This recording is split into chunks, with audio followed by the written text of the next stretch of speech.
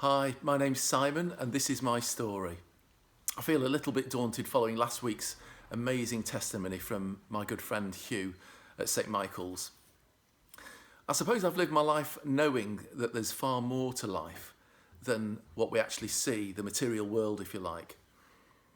We all have a choice whether to be open to God or not. And I made the choice early on in my teens to be open to him and I think that's the reason that I've noticed miracles happening throughout my life. I'd love to talk for hours going through each one, but I've only been given 5 minutes, so here we go. Facing up to miracles is not always easy. Miracles raise far more questions than they do answers. Like, for example, why does God heal some people and not others? And, why does God, who is all loving and all powerful, allow suffering? There's no quick answer to these questions, but what I have discovered is that as I get closer to God, I begin to get a glimpse into the truth surrounding those difficult questions.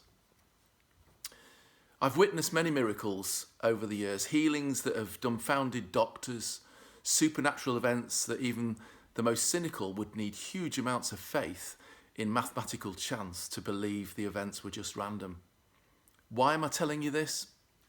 Because it's about knowing absolutely that God is real, knowing absolutely that he loves me and he loves you more than any earthly father could. And that changes absolutely everything. So when I was diagnosed with a very rare medical condition in 2006, for which there's no medical cure, it gradually dawned on me that my body would deteriorate possibly more quickly than I'd imagined. I still battle with the condition now, 15 years on. 2 artificial hips, 1 defibrillator, 8 skin cancer ops, and a really annoying eye condition. Later, I can choose to be angry at God or to walk with him and seek some kind of explanation. I chose to walk with him. And that very well-known Psalm 23, comes to mind. Even though I walk through the valley of the shadow of death, I will fear no evil. Why? For you are with me. It's actually not a belief thing. It's, whether you love God or hate God, the fact is he loves you. And whether you believe in God or you don't believe in God, the fact is he is with you.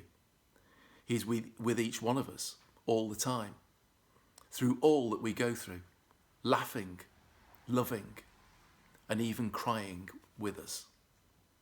And he doesn't buzz off when the going gets tough, so I found. He's right there in the thick of it with us. And I've witnessed this firsthand over and over again. So does this mean that I've just sailed through life, despite this illness, without a care in the world? No. Categorically, no. There've been times, many times, when I felt alone, when I felt abandoned, felt desperate and fearful despite Psalm 23. And here's the thing, the miraculous thing. My nature is absolutely not to be at peace in the storm. I'm a more anxious person than most people, I think, by nature. And yet, I can testify on this video that though I walk through the valley of the shadow of death, I fear no evil. And it's the same peace that my dad, Dennis, had when he was in his hospital bed, nearing death. He even joked with the nurses each day when he woke up and said, well, I wasn't expecting to be here, I was expecting to be somewhere else. And it's that peace that God gives us to navigate through the stuff life throws at us. And it's huge. It's a huge peace. And it surpasses all human understanding. Why?